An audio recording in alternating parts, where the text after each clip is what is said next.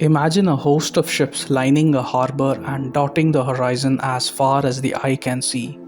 The ships docked at one of the largest ports of the world make passage to distant lands in Egypt, West Asia, North and East Africa, and so on. This is how an eyewitness from 4000 years ago would describe Lothal, a thriving port city of the Indus Valley Civilization. Lothal wasn't the dry, barren land that it is today. The Arabian Sea back in the day was much inland. Between 2450 BCE to 2350 BCE, there was a small dock at Lothal that could house small boats. Heavy rainfall and high tides often resulted in flooding of the small port city of Lothal.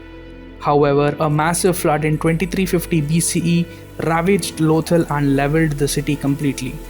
But the people of Lothal saw an opportunity in the calamity.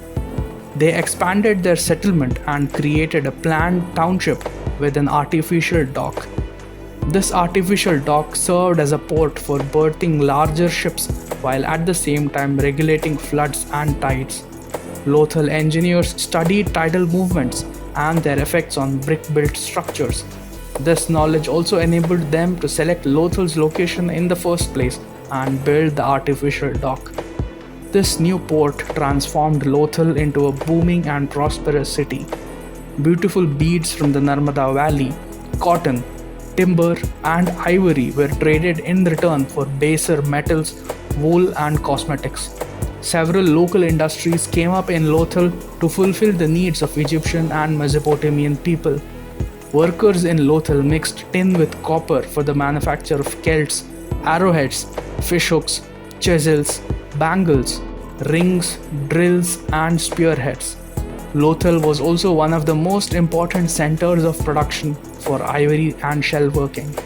Lothal even produced a large quantity of gold ornaments, but things changed after 3.5 centuries. A massive flood in 2000 BCE resulted in the silting of the river mouth, with the river changing its course, making it difficult for larger ships to dock at the port. With fewer and smaller ships docking at the port, trade declined and the city of Lothal began its slow march to death. A massive deluge in 1900 BCE finally wiped off the city.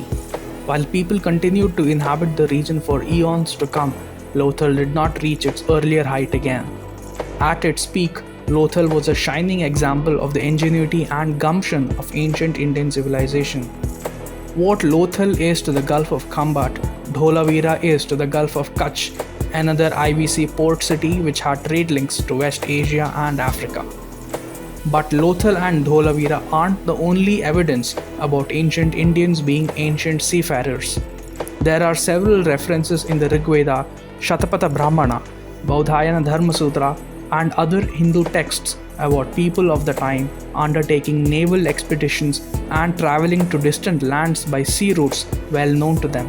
The Rig Veda is the oldest evidence on record that refers to Varuna, the lord of the sea, and credits him with the knowledge of the ocean routes which were used by ships. The oldest Tamil literature, Tholkappiyam, also refers to Varuna as the god of the seas.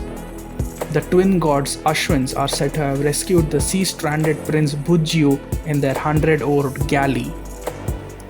The Rig Veda mentions merchants sailing ships across the oceans to foreign countries in quest of trade and wealth. While the West credits the ancient Sumerians, Egyptians, the Greeks, and the Romans for their seafaring activities, Indians rarely figure in the discussion of ancient seafaring.